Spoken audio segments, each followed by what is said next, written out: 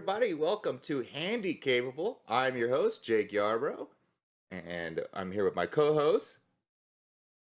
Chris Waldeck, that's right. Sorry, my autism kicked in for a second. I just look over at Chris and he's just like, am I supposed to say something right now? He thought for a second that you were replacing him with me. I thought we were going in order. And with us today, we have our guest, Antonio Hernandez. How you doing, buddy? Good evening, everybody. How you doing? Fellas, how you doing? Right? Oh, my God. Hold on. Is this... Okay, no sounds going through. Okay, cool. I see, like, the webpage going on one screen going like, yeah, there's a video playing, and I'm just like, I hope there's no sound to that.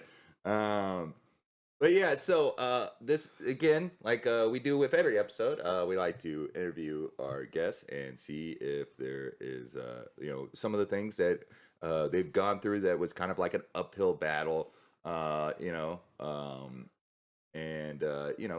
that they had to overcome to be successful. Now, Antonio, I know you're notorious about talking about your old heroin addiction, correct? Yeah, it was mostly morphine. Morphine. There was a little heroin in there, but mostly morphine. Yeah. You know, It's a prickly subject, I believe. So, like, did that hinder you in any way? I'm guessing so, right? I mean, yeah. I mean, the peak of my use is when I was homeless. That was for a couple months. I was homeless on the streets of fucking McGregor, Texas. McGregor, nowhere, Texas. Well, yeah, I was about to say, I'm from Texas. I don't know where McGregor, Texas is. Yeah, I mean, it got me fired from a couple jobs. I didn't try very hard in school. I barely graduated. I was all fucked up during my graduation, I remember, where they were like calling names. And at one point I was like, oh shit, they're going to call my name eventually. And I don't know if I can walk. I can walk. Oh my God. So now, what helped you get off of your addiction? Kick the habit? It was just brute force, pretty much. Brute force. You just had. I just had to stop, and it took a while because as soon as you stop, opiates or whatever, the withdrawals fucking kill you. And so it was this back and forth where I would quit for like a day or two and then get right back on it because I'm like, I don't want to feel like this anymore. Oh yeah. And then, so it was just a long time, and eventually I was able to kick it. But it seemed like I had a flu for like a week or two. God, I think that's like the worst is when you're coming down. You're trying to get clean off drugs. There's that one part where it is like the flu. I had to go through that when I was at my mom's house. When I wasn't living there, I just was like staying there for a little bit, and I was about to go back to San Antonio, but I remember just like laying in bed at my mom's house, just like in blankets, and just be like, "Why did I do this to myself?" Like, yeah, and that's why it's so hard to get off of it because it's just so easy. You just pop another pill and you feel amazing. Yeah, and that's like. It's like I don't want to feel sick anymore. But yeah. But that's the thing with addiction. It is like kind of like a sickness, It's something that a lot of people go through. I'm not really surprised about the homeless thing when it comes to addiction because a lot of people end up on the streets because of addiction. And yeah. Well, I was 16. My parents were just fed up with me and kicked me out of the house. Yeah. You weren't like a full-fledged adult yet, like. I was barely trying to like get through high school, and they're like, "Well, we're gonna make it harder. Go sleep on a park bench, dick." It could have been worse. You could have been on MTV.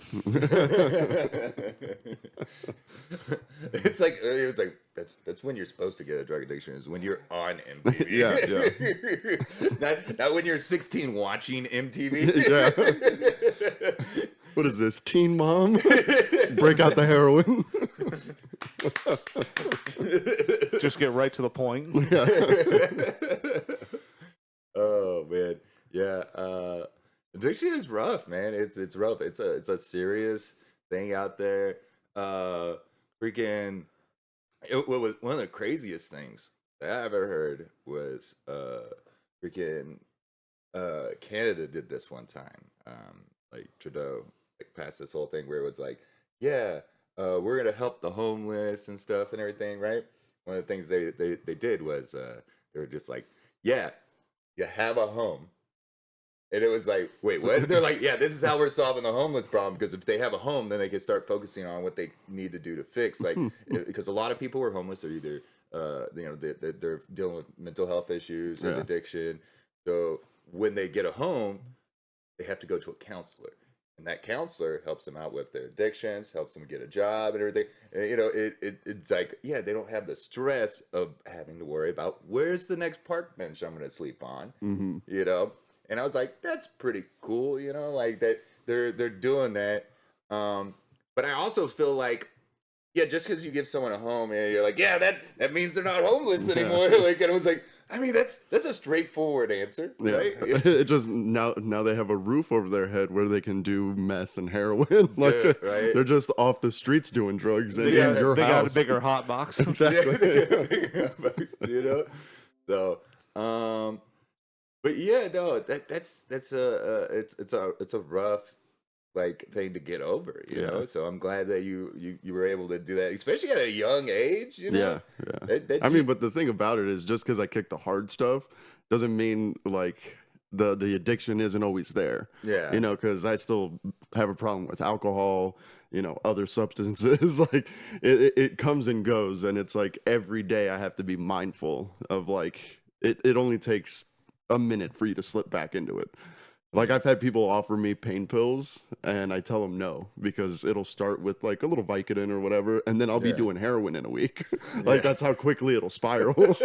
Jesus Christ. Yeah, I can't even have a little bit. Oh my god. I've only done morphine once, and that was when I broke my leg, and it was like the hospital giving it to me. Right. And I just remember like I was just like off in La La Land. I remember like white fluorescent lighting was like pink to me. Yeah. And I remember my dad was like, he was all like, my son broke his leg on a dirt bike. I really need to sell my motorcycle now because, I don't want, my kids to get hurt, and maybe I'm doing a bad thing as a father doing this. And I remember just looking at my dad just high off of morphine and just being like, you don't need to do that, Dad. You love that thing.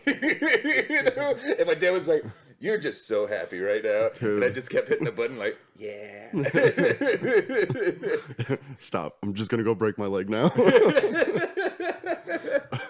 That's what happened when I broke my hand like a year ago. They asked me if I wanted anything for the pain, and I had told them right away. I was like, I used to have a problem with opiates and stuff, and I was like, what do you recommend? And the doctor just goes, I recommend you tough it out. I was like, all right, that's fair. That's fair. Yeah, man. Well, Jay, it's always rough. I know there's a lot of people out there fighting addiction and stuff. Like a good friend of ours is actually in rehab right now. Yeah, we don't need to say his name, but yeah. Good catch. Yeah. But I'm glad he's doing that. He's got the whole support of the community behind him too. Great guy. But yeah, it's tough, and sometimes people do need that extra help. Yeah. And it's crazy to me with his situation because he was such a fitness guy, and that was the one thing I have always heard is like to try to quit certain addictions is to replace it with working out and stuff like that, and it usually retrains your brain. But he was a super fitness guy and still had the problem, man. Yeah, the shit cuts deep. Yeah, it does. It does. Like them abs. Yeah. Sexy son of a bitch. I know, man. I was going to have him in a sketch and everything. I wrote a whole script and everything was just like, yeah, man, I got the perfect part for you. And he's like, I'm in rehab. It was like, oh, great thing. Damn. Good for him. And good for him getting the help, though. And I'm glad you got off of that, even though it was a young age. Because the younger you end up starting doing drugs and you get a drug addiction, the harder it is to get off. Yeah. Because then because it's something about like when your mind is developing. Yeah. Like the chemistry, your brain's already off because you're going through changes and stuff. Hormones and stuff. Your hormone monster coming out. It really was. It was like trying to give up morphine was almost like cutting ties with a childhood best friend. Yeah, like we had so many good times together. My boy. You're my boy, Blue. But you know, sometimes you gotta do that though. Sometimes you gotta cut people out. Sometimes you gotta cut out addictions. You know, it's not healthy. It's not good. And the thing is, you can develop addictions for anything. It doesn't have to be just drugs. Like, sex was one of my big ones. That always sounds like such a fun addiction. It's not when a bitch almost gives you herpes. Yeah. Okay, that can burn a bit. Oh my god, it's one of those things. I've seen people get addicted to like cake, even, you know, like we call them those people Kool-Aid. Yeah. So, but yeah. All right. Well, we're gonna be getting off into our first segment of the day. The story we're gonna go into is right now.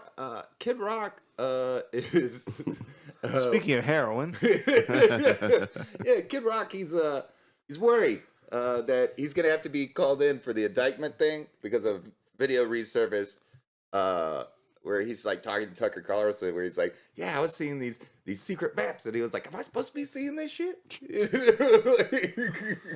It's just one of those things where I think it's hilarious because, like, here's the thing: is I don't really want to get very political, and you know, the big things in the stories right now are like Trump gets indicted for 37 things, and I was like, man, that's gonna divide our listeners and stuff. But like, Kid Rock worried about it. I'm also like, bro, they're calling everybody else right now. I don't think they're worried about like stars right now. You know what I mean? Yeah. Especially when it's like, weren't you just worried about Bud Light like a couple of days ago? You know? Speaking of Bud Light, what is going on with this video? It's just two guys like making out now. Yeah, they knew what we were gonna do. That just kind of came out of nowhere. Like, who are these two guys? So. clickbait, man. Yeah, Clickbait. It's an ad. Yeah, it's an ad. But yeah, with this whole thing, it makes me think of why conspiracy theories are so hard to get behind sometimes, because nobody can ever shut their fucking mouth. No. I mean, this is example one. It's like he's looking at secret documents, and then he goes to Tucker Carlson and starts talking about it. I'm like, if you didn't think you were supposed to be seeing it, don't talk about it. Yeah, why are you even bringing this up right now? Like, you know, that's the thing too. It's like there's a lot of times when people are like, yeah, man, you gotta follow the money. You gotta do this and that. You know, like this like red string theory shit. You know, where they're like, yeah, if you follow this, it leads to this. I got boxes full of Pepe. Yeah, you know, and then you're just like, yeah, man. And then they're like, and then there's lizard people on the moon, and you're just like, all right, you lost me. Like, well, no, now you got me with that one. There are lizards on the moon. Man, that's actually pretty good, because I'd probably get like, it would take like, you know, I'd probably figure that out like just immediately. I'd just be like, you know, with my scriptedness, be like, yeah, okay, which they won't even be able to tell. But like, you know, when I do stuff like that, it means that I'm usually like, you know, my mind's just like, this is bullshit. But in my brain, I just like, yeah, okay, because I just don't have enough courage to just tell them to fuck off. So I have no problem telling them to fuck right off. You know, like I'm just like, you're dumb. This whole thing is dumb. You have a go. Like, what was it? My favorite one is when I have other people that I was like in the military with. They're like, yeah, man. I know about this, man. I was a part of this, and I was like, no, you weren't. No. You were in the same place I was. You had nothing to do with any of this, and you're just like BSing us right now. Yeah. Like, I don't understand. You know, and it's just, it boggles my mind. It's people just want to feel like they some sort of secret knowledge. Yeah, you know, that's all they because and they also want to be able to be like, oh, that's why that's happening. It has nothing to do with me and my views or my values. It deals with, you know, there's a secret organization that runs everything. It's Hollywood, you know. Like, yeah. So, just people want to, in a sense, like a simpler answer to shit. It's like with 9/11. It's like people can't just think, hey, they got us on this one. They're like, no, it can't be. The government is in on it. It's like, no, they caught us slipping. It's a raise the flag thing. My question would be, if Hollywood ran everything, why did Ant-Man Quantumania eat shit at the box office? That's my question. Yeah, you know, like if Hollywood ran everything, we would have enjoyed Ant-Man Quantumania. Ant-Man and the Wasp Quantumania. We would have enjoyed that if Hollywood ran everything. We would have enjoyed that piece of shit production. yeah. Or like half of Ben Affleck's career before Oh man, yeah. before he started directing. It's so ridiculous, man. Oh god. But yeah, speaking of which, freaking one of my favorite things that's also going on right now. It has nothing to pertain to this except for like it deals with Russia. So it's like, have y'all heard of these people who are like, they left Russia pretty much because they were just like, yeah, we don't want to be part of Putin's war and stuff. They're invading their own country. There are defectors that defected from that started their own military and helping out the Ukrainians. And since Ukraine is not like, oh, actually, they can't. NATO doesn't want them to retaliate by invading Russia, so they can't do that. So these guys that defected, since they're not Ukrainian, are doing it for them, and they're slowly actually taking Russia back. That's a good move. And I was just like, man, the only thing is like, some of those people you don't really want help from. Because you have like one group that's actually just like, yeah, we're just tired of Putin. And then you have the neo-Nazis. Yeah. Oh, God. Yeah. So and I'm just like, ooh, yeah, don't accept their help. And they're like, we'll get help from whoever right now. And I'm just like, no, because then it's gonna make people be like, yeah, see, Russia was onto something. the Nazis are taking over, and it's like, no, your Nazis left your country, came here, and now they want to take your country over now. Well, if anybody knows anything about invading, it's Nazis. So fucking let them go. They have a pretty good history, just not winning the overall war. You know? Oh, Gets your foot in the door. Yeah. I feel like what's gonna end up happening is like they're just gonna be like, okay, now that they've taken over Russia, time to beat the Nazis again. Yeah. You know, like. Oh my god, it's so crazy. Yeah, Bruce is under the table. Yeah. Yeah. It was I thought Chris was petting my leg for a minute. I was like, hey, what's up, buddy? Ooh, hey, how you doing? Sorry, man, I relapsed.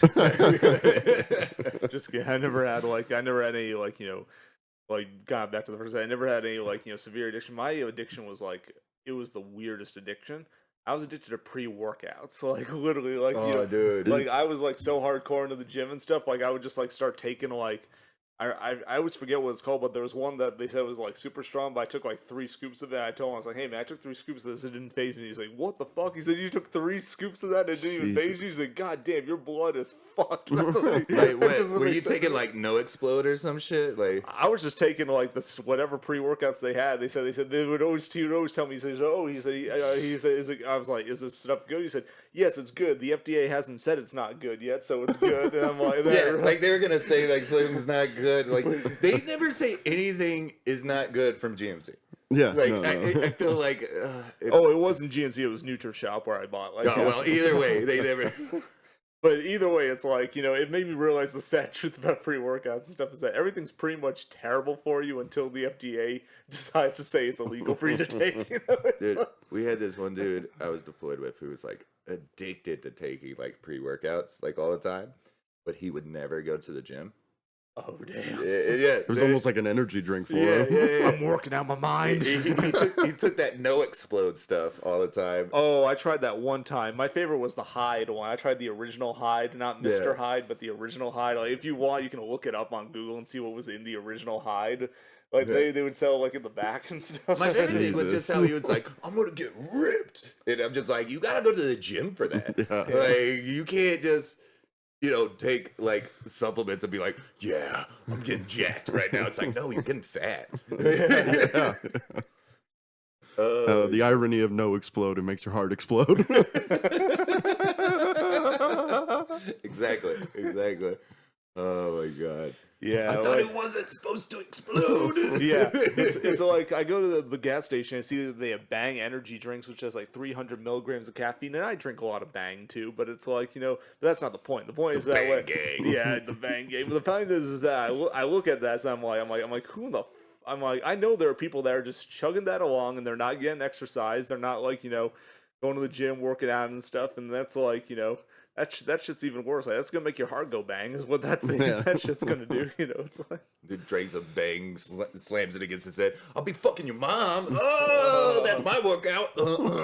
yeah, it's like Twisted Tea for white boys. yeah, dude. It's pretty much like I've been noticing like Bang Energy now is like how like white people, like white dudes named Kyle loved White Claw are the same people that also love Bang. Well, hey, I drink White Claw, but that's for medical reasons. I mean, it's in my veins. Oh my god.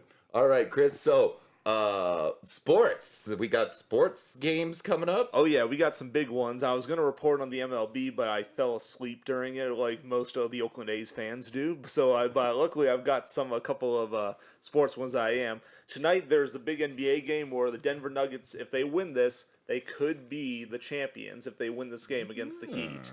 And then tomorrow, it's here in our home fortress. Vegas Golden Knights versus the Florida Panthers, and this could also determine the championship, the Stanley Cup championship. And my predictions going on right now, honestly, like, I would love to see the Heat continue and like see Jimmy Butler pull off an upset and maybe get like another win.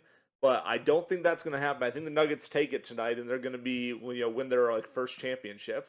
And then in like something years, or maybe their first ever. I don't know. I haven't really heard of the Nuggets winning anything, but I know the Golden Knights. That one's going to be special because like the Panthers, credit to them. By the way, credit to Florida for actually having two teams that made it all the way to the championships and the finals, even though they're not going to win. We get it. You're a Florida boy. Yeah. I'm a Florida boy, but I think Golden Knights are going to take this because as you can see from the games, the Florida Panthers aren't beating them during the game; they're just beating the shit out of them after the game ends. Bro, so it's been so rough. It's been so rough. They literally need to dub ECW in the background after every fight. I'm pretty sure I saw a guy try to strangle the other player with his hockey stick after the game last match. I was like, God damn. Go down. Oh, man. And then, let's see, your last week's addictions. Predictions. Your last week's predictions. You were right about Florida beating Golden Knights as much as I hated it. I literally was watching that game being like, Waldeck's gonna be wrong, and then Florida tied it up, and I was like, no. And then they went into overtime, and then Florida scored a goal, and I was just like, well, Florida won one. It would have been nice to see a sweep, but yeah, they've been just beating the shit out of it, like physically. Where I'm just like, Jesus Christ, man. And then let's see.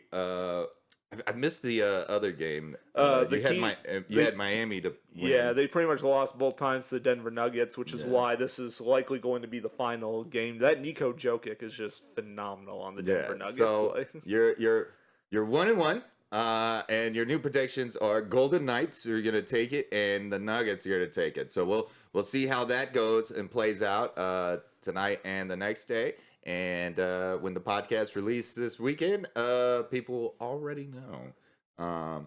So right now, you aren't quite Rain Man, but you're not quite Repo Man. So we're learning things. All right, we're learning things. This podcast has become an experiment for me.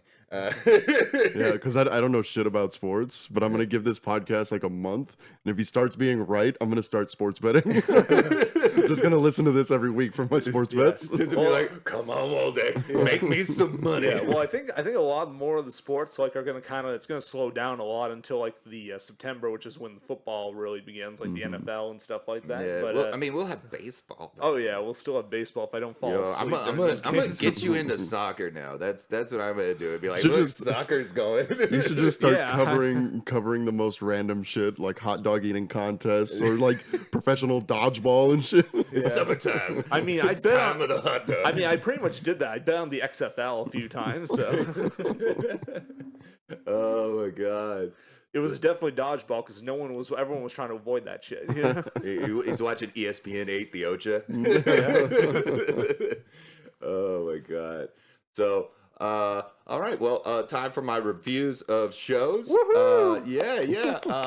I just finished watching the new season of Human Resources, which is a spin-off series of Big Mouth on Netflix. It was like first off, a lot of fucking just everywhere. I mean, sounds like a Netflix show. Yeah, I mean, first off, when you have something that's like, yeah, this is focusing on hormone monsters and like all this stuff, it's ridiculous. But I love the fact that they make these characters that are like, they're supposed to be like, oh, helping you out, like as a human, to be like, yeah, this is your love bug or your logic rock, you know. Like I love how they make these little things. Because it's just like, okay, I could see that. It kind of reminds me of like, what was that fucking kids movie that came out where it's like all your emotions and shit, and they're like people and they're all like talking and hanging out. Oh, was it Inside Out? I don't know. I Is can't the remember. Pixar one? Yeah, something like that. Where it was like one was anger. I didn't watch it. I just remember seeing a commercial of it and the dad like having his emotions going on, where it's just like his emotions are trying to figure out what his wife is trying to say, like. What is it? Yep, that's Inside Out. Yeah, okay, yeah. But I really liked the show. It was very good, very entertaining, very hilarious. They did a lot of callbacks to season 1, but they did it in a very good way, where whenever they were doing a callback to a previous episode, they did like a recap of what happened in that episode in the beginning of the episode. So then that way you're like, oh, okay, so you kind of figured out like it's going to be pertaining around a story about this, you know? And freaking like first episode, the hormone monsters had a kid apparently. And he's like growing up, and he decides to disappoint his dad by saying he wants to be a shame wizard, which he hates the dude who's a shame wizard. Like most kids, he decided to be. He's like, you don't want to be a hormone monster, blah, blah. He's like, I don't want to have a jizz mitzvah.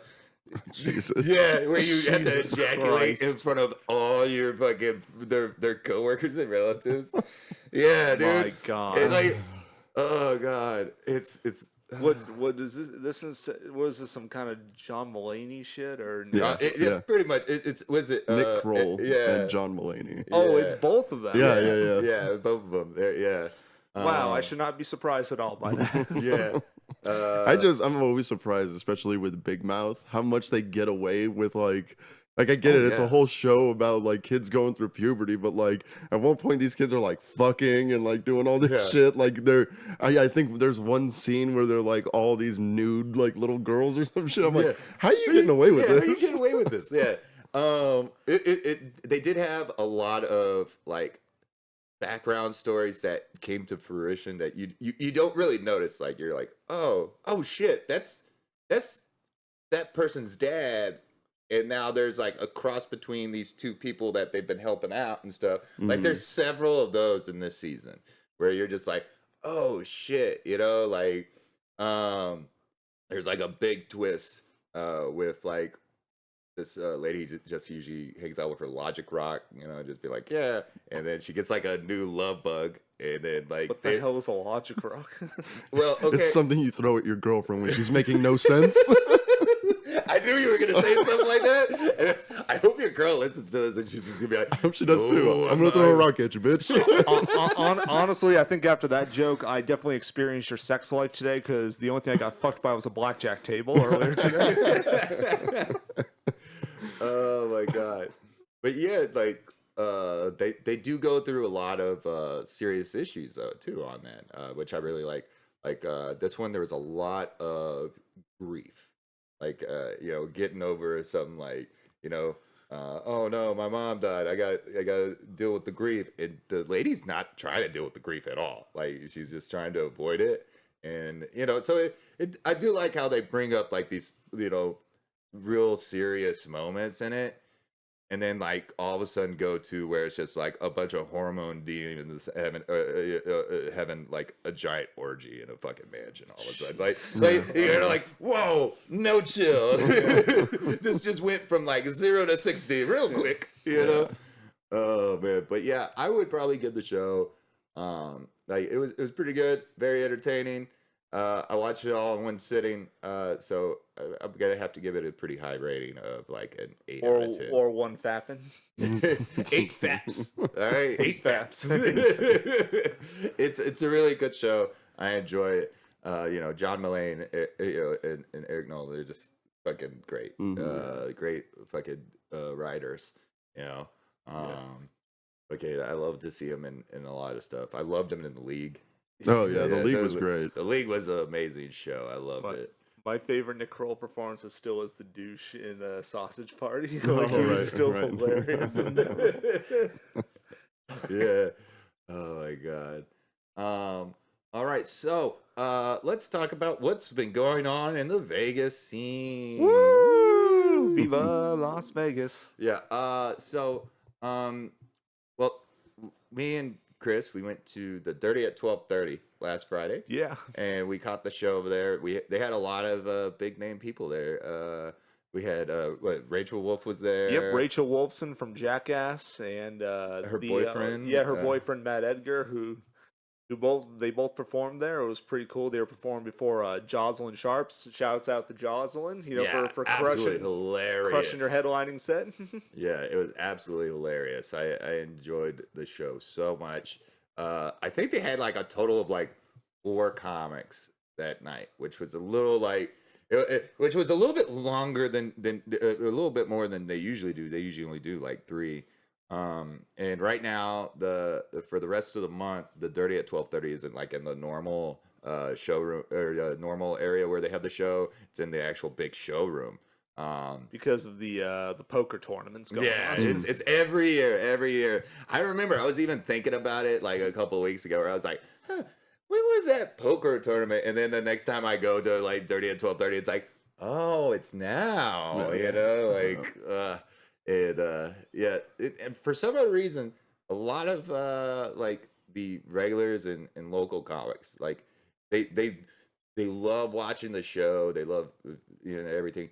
But when it comes to the big showroom, a lot of times, like for some reason, there's a lot of people who will complain about that showroom only because they're like, because I think it's just because they missed the bar where they could smoke and stuff. Yeah. I know there's a lot of cigar smokers in the regulars that go to the regular Dirty Birds that go to the show, and you can't smoke in the big showroom.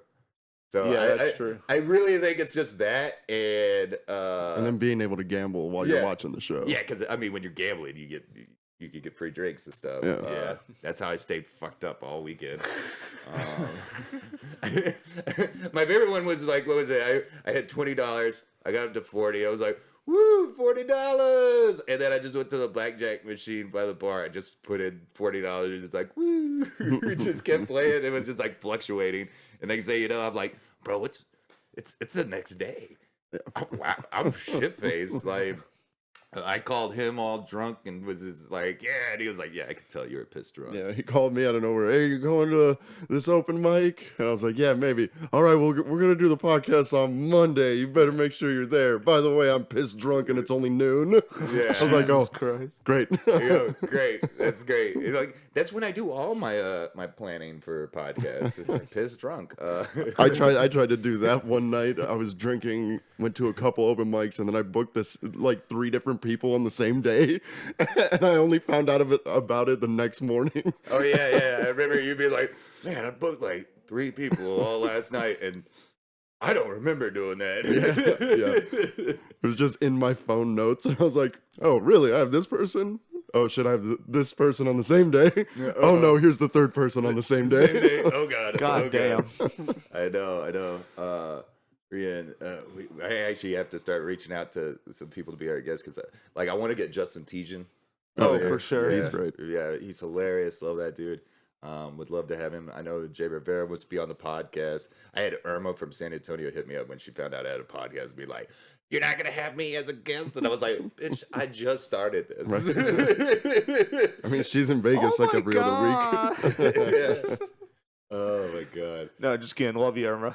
Yeah, I love you, Irma. She's like my comedy mom. I love you too. If you would ever remember me, you that's- motherfucker. It's like a running joke now. I've met her over the last like 3 years. I've met her at least like 300 times, and she'll always look at me, and I'm like, "What's up?" And I'm like, it's just because like, she can't see, and she only sees you at nighttime. Yeah. Then she goes, "Oh, it's you," Yeah. and then you're like, "What's my name?" Yeah. Oh man. But yeah. All right. Well. Let's see. Can I start talking shit about open micers now? Yeah. No. Just start calling people out. I don't think we did that at all last time. I don't think that's part of the podcast.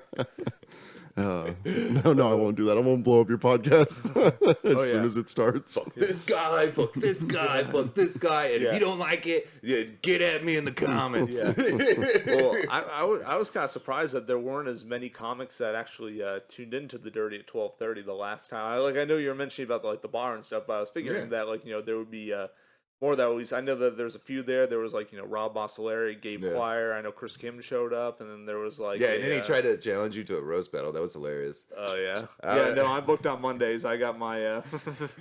That's my the only open mic I have a chance to get to. First off, I was already like, Chris, it was like, Chris Kim, you've already lost 3 roast battles. Has it only been 3? It seems like it's been 8. Yeah, I know. And I was kind of like, Chris Waldeck has 1 roast battles. Yeah. Yeah. It's it's a train wreck watching him roast. It's all good. It's all good. He'll figure it out one day. He'll figure it out. He's trying. He's putting in the work. So I mean, he's at every open mic. So he's just. This is the only thing I got to say. This is the only I guess little bit of shit talking I'll ever say, and it is really it's advice for Chris Kim. That is. Not only do you need to work on your jokes, but you also need to work on how you talk to other comedians because you're pissing so many comedians off. It will help you in the long run. Just be a cool hang, man. Just be a cool hang. That's my advice to a lot of comics. If you want to get booked, you want to go on the road with other comics and stuff, be a cool hang. Because you can be the funniest dude, but if you're the biggest asshole, no one's going to want to take you on the road because they have to hang out with you in the car before the show, in the hotel. They don't want to hang out with somebody that's going to just, piss them off the entire time. You want to be a cool hang, so just be chill, just be cool, be cordial, and, don't say dumb things that piss people off. That's my best advice for that. Jesus. It will help you out in the long run. It's like that's our whole thing about being comics is that it's one part jokes, the other part is people skills. You have to be able to be likable, especially to your audience, but fucking your coworkers in a sense, other comics. Yeah, it's kind of like when you're at a job and there's that one lady who just won't stop saying dumb things at your work and at the water cooler, and you're just like, bitch, I just came here to hydrate. I don't want to conversate with you. I like how your idea of a job is 1980s office working where there's still a water cooler there. Hey, Jimmy, how's the kids? What the fuck? They still got water coolers. It's just automatic, and you have to put the thing in there. Well, you have to hold the job to know that. Suck it. Yeah, I can't say anything. You see, Chris Kim, that's the shit you don't do. You're just being my co-host. Hey, Antonio, I got an opening. Why would I come here? My podcast's doing so much better. Speaking of which, where can people find your podcast? My podcast is on YouTube only right now. I'm going to put it on Spotify eventually. It's called The Whitest Mexican You Know. It's easy to find because it's a very unique name. Yeah. And then you can find me, my personal, or I guess my comedy Instagram is _Hernandez_comedy. So you can find me everywhere and tune into my podcast. Yeah. Because Awesome. it's the best in Vegas, I think. Nice. Yeah, I don't know. It's not. It's better than most, though. Yeah. It's not bad. I mean, I've done it. It's pretty good. I like it. Also, let's see, guys. Again, we are also still having a contest for the logo that we just have a temporary logo right now that I barely did jack shit to throw it together. I was like, a little TV thing, Handicapable underneath, and the words don't fit in the thing anyways. So it's just like, whatever. So yeah, we're having a contest for our logo and our intro song. You can win $50. All you have to do to submit is send us a logo or a little, song file for the intro. The actual email address is handicapablepodcast@gmail.com. And at the end of the month, we're going to decide who the winner is, and we will be sending you $50 for the winning of. Is it for each one? Like the best logo gets 50 and then the best gotcha. Yeah, exactly. So we're gonna do that. So if you know how to do both, you could possibly win $100. Like, hey, that's the beauty of it. Because I still feel like people should get paid for doing that. But I also was like, well, let's get the audience involved in everything. You could play blackjack forever on those machines, like on those 25-cent blackjack machines. Yeah, dude, I do that all the time. Like, what is it? Oh man, speaking of the 25-cent blackjack, that's actually how I kept like staying around $40. Was like, there's one time I just did like $3 bet. And just be like, ha! Like knowing that I was like, okay, this is probably gonna be a win for me right now, and then be like, bloop, and it's like, yes, I'm back up, I'm back in the game, Back in the game. It was a couple weeks ago. We were at South Point, and I was talking to Dan Hall because he was playing the fucking Keno. Yeah. And he was trying to run it out, so he just kept hitting, the bet thing, and he kept making money, and he was just trying to run it out. At a certain point, he was like $60, and he just wouldn't cash out. And I was like, okay. I looked at his numbers. I was like, I'm going to play Keno one of these days. I'm going to see how it works for me. I lost $20 in like 2 minutes. Oh, yeah. I was like, motherfucker. Yeah. I don't know. Dan Hall has like this whole process that he's just like, yeah, this is how you win Keno. And he's just doing this the entire time. Always making money. I need to know Keno. I need to learn Keno. Yeah. I saw him win like $1,000 one time at Putters down the road. Wild. God damn. And, it was like me and another comic walk in to hang out with him and Pat Chase, and I just see Dan Hall over there as usual, like gambling machine going, ooh, like he raises his hands up, and I'm just like, what? And I look over his shoulder, I was like, this motherfucker, like his winnings is on the little, like, they have a big winner. Yeah. They say what machine and how much they won. It's on there. I know the exact day. And everything. I was like, that's Dan Hall. Like, I see it all the time. We're like, that was Dan Hall. He won that. That son of a bitch. He's good at what he does. Yeah. But I don't think he's doing anything. I think it really is like random. Isn't Keno just random? Yeah. Like completely. Completely random. That's why I'm just like, how do you have a system for Keno? And he's just like, it's these numbers, man. It's these numbers. And I love how you're like, I did those numbers. Yeah, and I lost $20. Yeah. Almost immediately. Yeah.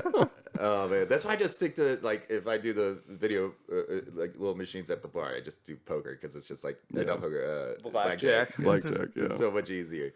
Yeah. Oh, I got my ass handed to me today. Oh guys. All right. Well, I'm Jake Yarbrough. You can find me at Jake is Funny on Instagram. You can also follow the podcast at Handicapable Podcast on Instagram. We're also on Facebook now. So yeah, we're moving up in the world. We got socials now. I think I still got to make a Twitter though.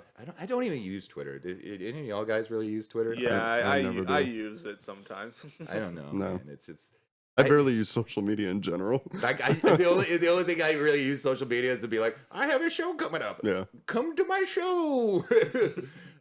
Chris, where they find you on your social medias? You can find me at Christopher_Waldeck on Instagram, and just follow Handicapable, and that's how you can find me. Yeah. All right, guys. Well, I'm Jake Yarbrough. Antonio, thank you for being our guest. Hey, thanks for having me as the first one. Yep, Chris Waldeck, my co-host. All right, guys. Well, that's been the episode. Y'all have a great day.